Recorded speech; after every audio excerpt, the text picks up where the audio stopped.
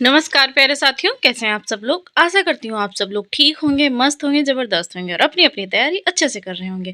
मैं वंदना वर्मा आप सभी का स्वागत करती हूँ। चलिए शुरू करते हैं हम आज की अपनी क्लास, जो कि है समास की। इससे पहले हमने 3 क्लास कंप्लीट कर ली है, वो भी समास की। तो चलिए शुरू करते हैं। आज हमारा है कर्मधारय समास। तो आज का हमारा टॉपिक है कर्मधारय समास। ठीक है, चलिए शुरू करते हैं। तो जिस समस्त पद का उत्तर पद प्रधान हो तथा पूर्व व उत्तर पद में उपमेय उपमान उपमेय अथवा विशेषण विशेष से संबंध हो, कर्मधारय समास कहलाता है। इसका कहने का अर्थ ये है कि जिस समस्त पद का उत्तर पद मतलब कि बाद वाला पद प्रधान हो, पूर्व पद व उत्तर पद मतलब पहला पद और जो दूसरा पद होता है उनमें उपमेय और उपमान मतलब विशेषण और विशेष का संबंध हो, कर्मधारय समास कहलाता है। मतलब कि जो उत्तर पद और पूर्व पद दिए गए होते हैं उन दोनों में जो संबंध हो, किसा हो, एक उसमें विशेषण होगा और एक विशेष होगा। उत्तर पद जो होगा वो विशेष ही होगा। मतलब विशेष किसे कहते हैं, जिसकी विशेषता बताई जाती है तो वो विशेष हो गया, और जिसके द्वारा विशेषता बताई जाती है वो विशेषण हो गया। तो विशेष हमारा संज्ञा या सर्वनाम हो जाएगा और विशेषण कौन सा हो जाएगा, हमारा जो उसकी विशेषता बता रहा होगा, जो कि हमारा क्या हो जाएगा, जो विशेषण किसे कहते हैं, जो संज्ञा या सर्वनाम की विशेषता बताता है उसे क्या कहते हैं, विशेषण कहते हैं। विशेष किसे कहते हैं, तो विशेष उसे कहते हैं जिसकी विशेषता बताई जाती है, उसे क्या कहते हैं, विशेष कहते हैं। ठीक है, तो इसमें जो हमारा बाद वाला पद होगा वो क्या होगा, वो होगा हमारा संज्ञा या सर्वनाम होगा। मतलब उसमें कर्मधारय समास का जो बाद वाला पद उत्तर पद होता है वो क्या होता है, प्रधान होता है, और पूर्व पूर्व पद हमारा क्या होगा, इसमें अप्रधान है। ठीक है, तो देखिए इसमें पहचान क्या है कि हम पहचान कैसे करेंगे। तो जब हम विग्रह करेंगे, जो भी हमारा उदाहरण दिया गया रहेगा उसमें जब हम विग्रह करेंगे तो हमारा क्या मिलेगा, अगर आता है जो या के समान, क्या है विग्रह करने पर, है जो या के समान अगर आता है तो हमारा किस में जाएगा, वो हमारा कर्मधारय समास के अंतर्गत आएगा। आशा करती हूँ आपको ये चीजें समझ में आई होंगी। ठीक है, तो हम देख लेते हैं। इधर एक साइड पर हमारा दिया गया है समस्त पद और दूसरे साइड पर हमारा दिया गया है दूसरे उसमें कॉलम में क्या दिया गया है, समस्त पद दिया गया है। ठीक है, इधर समस्त पद है और इधर विग्रह करके बताया गया है। देखिए चरण कमल, चरण कमल, कमल क्या है हमारा, कमल भाई एक संज्ञा है। ठीक है, तो ये हमारा क्या हुआ, विशेष हो गया। चरण हमारा विशेषण हो गया, क्योंकि यहाँ पर तुलना, यहाँ पर क्या बताई जा रही है, यहाँ पर उसकी विशेषता बताई जा रही है।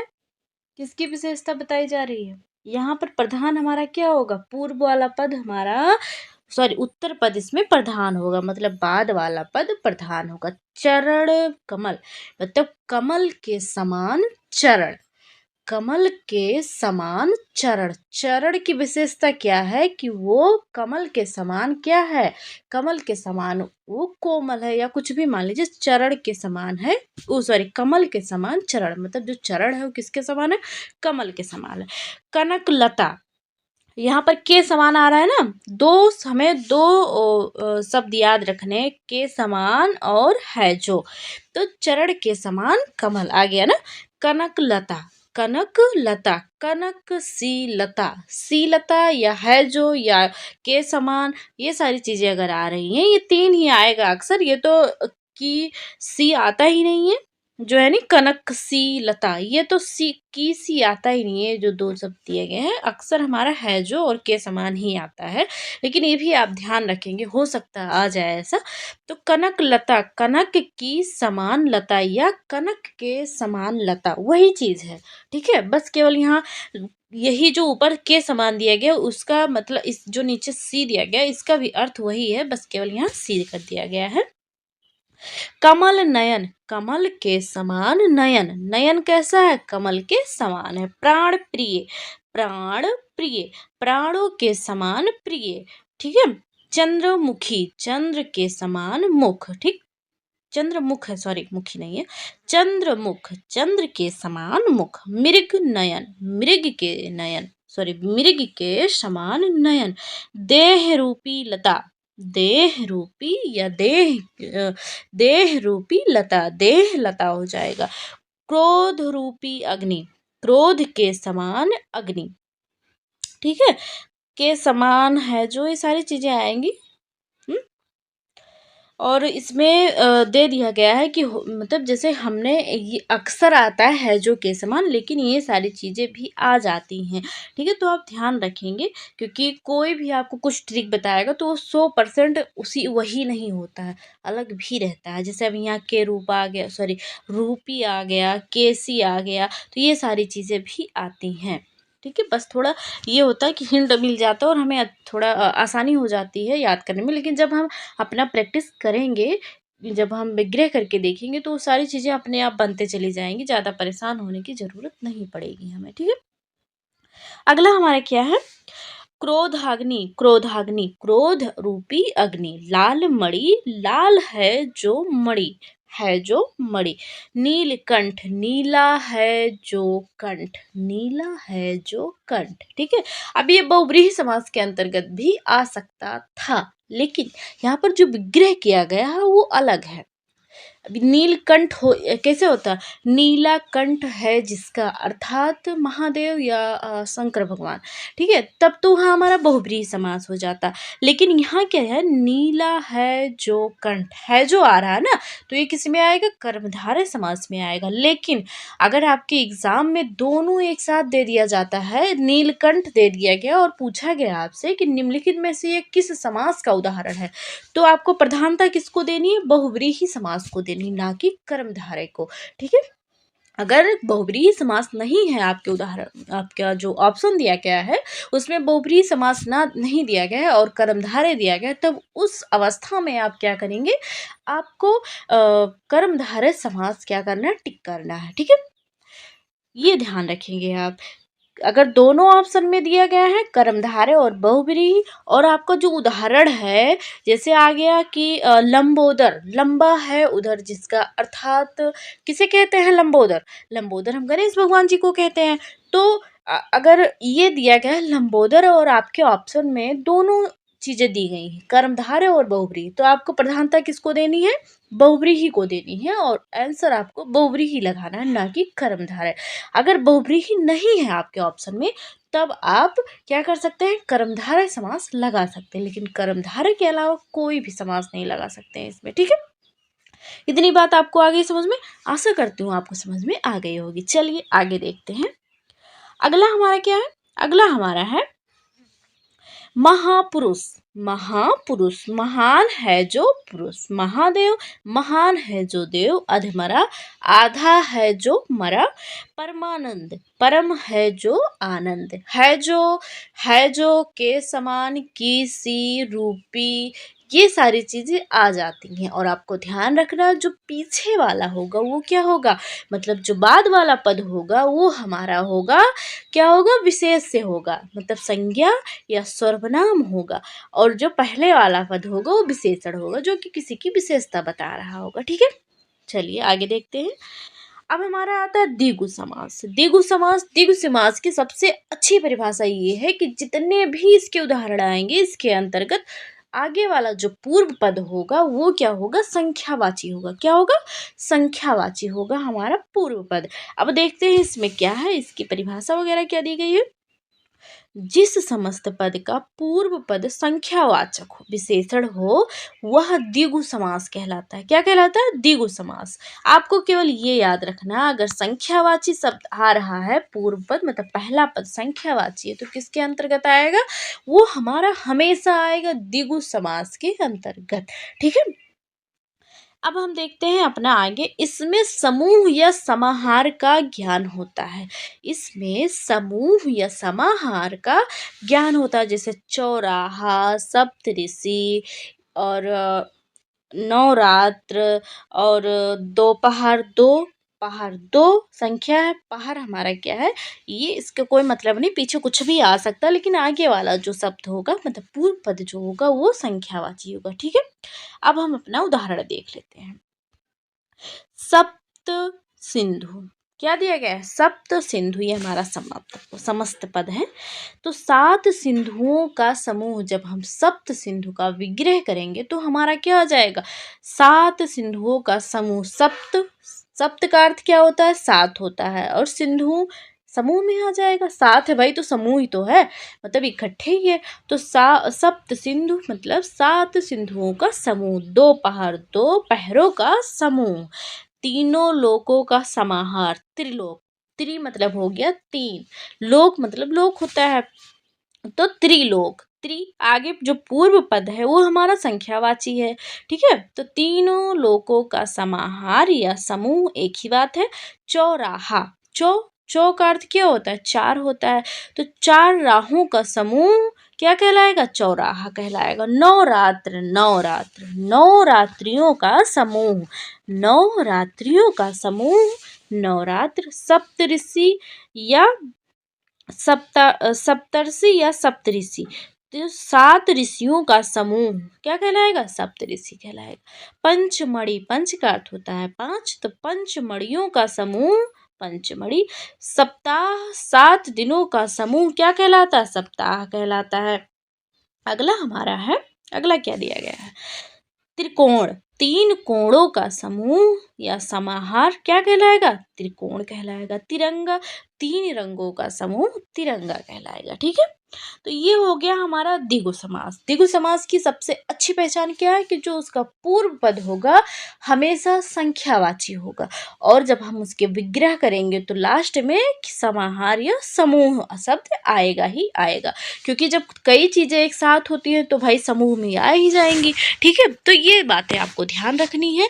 कर्मधारय समास में क्या था, कर्मधारय समास में था कि जो उत्तर पद है वो प्रधान होता है, कर्मधारय समास का उत्तर पद प्रधान होता है, और जो पूर्व पद होगा वो क्या होगा, विशेषण होगा, और उत्तर पद क्या होगा, हमारा विशेष्य होगा, ठीक है। जैसे आ गया चरण कमल, कौन कौन से उदाहरण है, चरण कमल, प्राण प्रिय, चंद्रमुख, और के समान है जो, ये चीजें आ गई हैं। अगर आपको पहचान क्या करनी है इसमें, कर्मधारय में है जो, विग्रह करने पर क्या आ रहा है जो, के समान, रूपी, कीसी, ये सारी चीजें अगर आ रही हैं तो हमारे किसके अंतर्गत आएंगी, कर्मधारय के अंतर्गत आएंगी। अगर संख्यावाची शब्द पहले आ रहा है तो हमारा किस में आएगा, द्विगु समास में आएगा। चलिए आगे बढ़ते हैं। अगला हमारा समास है द्वंद्व समास। क्या है हमारा, द्वंद्व समास, जिस समस्त पद के दोनों पद प्रधान हो तथा विग्रह करने पर और एवं या अथवा लगता हो वह द्वंद्व समास कहलाता है। अब आपको यहाँ क्या ध्यान देना है, यहाँ ध्यान देना है कि जो पूछ ली जाता है आपके एग्जाम में कि ऐसा कौन सा समास है जिसके दोनों पद प्रधान होते हैं, और ये चीजें आपको ध्यान रखनी चाहिए समास की, कि किसका उत्तर पद प्रधान होता है, किसका पूर्व पद प्रधान होता है, और किसमें दोनों पद प्रधान होते हैं, कौन सा ऐसा समास है जिसका इक्को पद प्रधान नहीं होता है। ये सारी चीज़ें आपके एग्जाम में पूछ ली जाती हैं, ठीक है। और हमारा जो यूपीटेट, सीटेट, ये सारी एग्जाम है ना, केवीएस वगैरह के, इसमें तो अक्सर पूछ लिया जाता है भाई ये सारी चीज़ें। तो आप ध्यान से पढ़ें, अच्छे से पढ़ें, चाहे जिस चीज़ की तैयारी कर रहे हो, और एक एक चीज़ समझ के पढ़ें। अगर ऐसा कुछ है जो मैं आपको अच्छे से नहीं समझा पा रही हूँ या कोई भी दिक्कत है तो आप कमेंट करके ज़रूर बताएं, ठीक है। क्योंकि हमारा जो बात करने का जरिया केवल कमेंट बॉक्स ही है, और अगर आप लोग कमेंट नहीं करेंगे, कुछ बताएंगे नहीं, तो मुझे पता नहीं चलेगा ना कि मैं कैसे पढ़ा रही हूँ आपको समझ में आ रहा है कि नहीं आ रहा है। तो आप कमेंट जरूर किया करें, ठीक है। चलिए शुरू करते हैं। तो हमारा द्वंद्व समास क्या है, जिस समस्त पद के दोनों पद मतलब उत्तर पद और पूर्व पद प्रधान हो तथा विग्रह करने पर आपको ये 3 शब्द ध्यान रखनी है, और एवं या अथवा, 4 चीजें हैं। जब आप विग्रह करेंगे तो कुछ भी आ सकता है, अथवा भी लगा आ सकता है, और भी आ सकता है, एवं भी आ सकता है, या भी आ सकता है, ठीक है।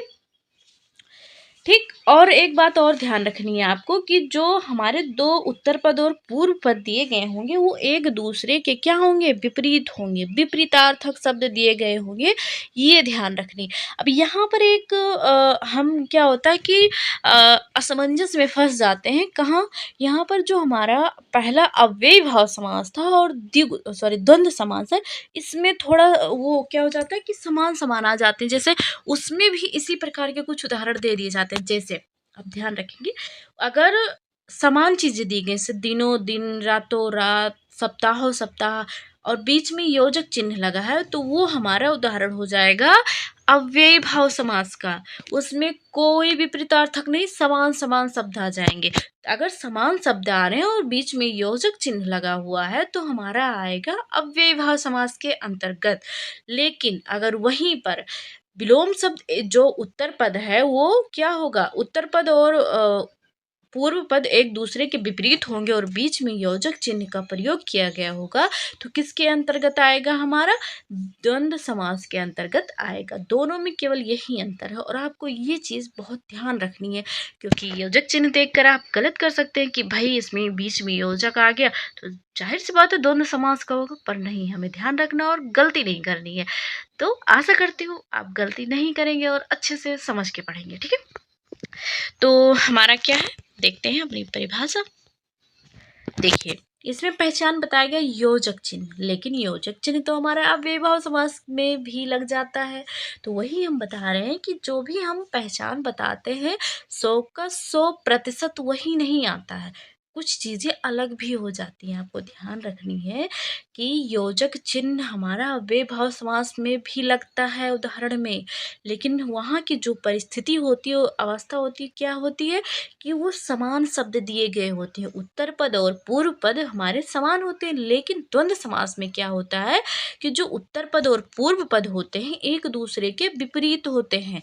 जब हम विग्रह करते हैं तो क्या आ जाता है हमारा यहाँ पर, हमारा और अथवा या और क्या लग जाता है, योम बीच में लग जाता है। लेकिन अगर हम वहाँ पर करेंगे तो वहाँ लगातार चीज़ें आ जाती, जैसे रातों रात, तो रातों ही रात ही रात, रातों रात, रात ही रात, हाथों हाथ, हाथ ही हाथ, वहाँ ही लग जाएगा बीच में। यहाँ क्या लगेगा, और अथवा या, ये सारी चीज़ें लग जाएंगी। ठीक है, जब हम विग्रह करेंगे। तो अब हम उदाहरण के माध्यम से समझ लेते हैं और आशा करती हूँ आपको उतनी चीज़ें समझ में आ गई होंगी। ठीक, तो हमारा क्या है, विग्रह और समस्त पद। पहले हम समस्त पद देख लेते हैं, क्योंकि विग्रह जो वो नहीं आता है। आपका यही चीज़ें आपके एग्जाम में आती हैं, या तो फिर परिभाषा या मतलब पूछ लिया जाता है किसका उत्तर पद प्रधान होता है, किसका पूर्व पद प्रधान होता है, यही सारी चीज़ें पूछी जाती हैं। ये बहुत कम पूछी जाती हैं, लेकिन विग्रह करके भी तो हमें देखना नहीं, हम विग्रह नहीं करेंगे तो पता नहीं कर पाएंगे ना यहाँ कौन सा समास है।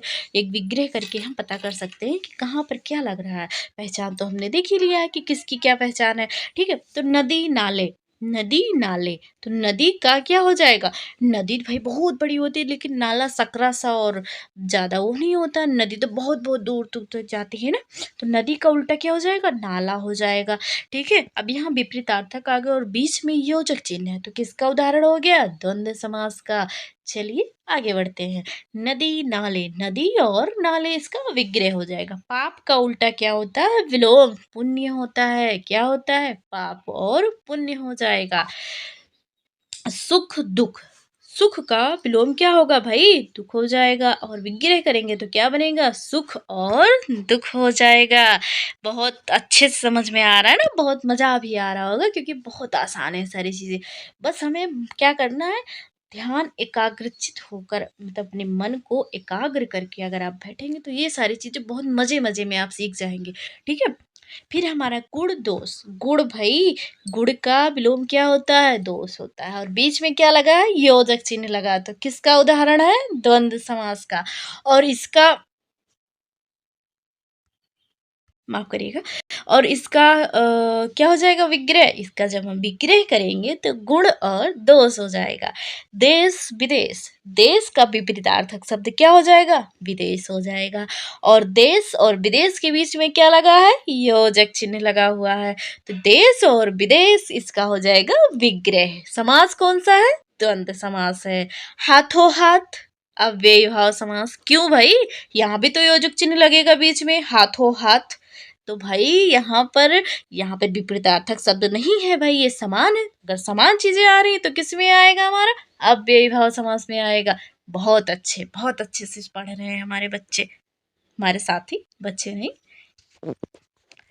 चलिए आगे और पीछे, आगे और पीछे, आगे का विपरीतार्थक शब्द क्या होगा, पीछे होगा, और बीच में क्या लगा है, योजक चिन्ह, और विग्रह करेंगे तो क्या आएगा, और आ जाएगा आगे और पीछे, नाक कान, नाक और कान, आचार विचार, आचार और विचार, बुरा भला, बुरा या भला, राजा या प्रजा।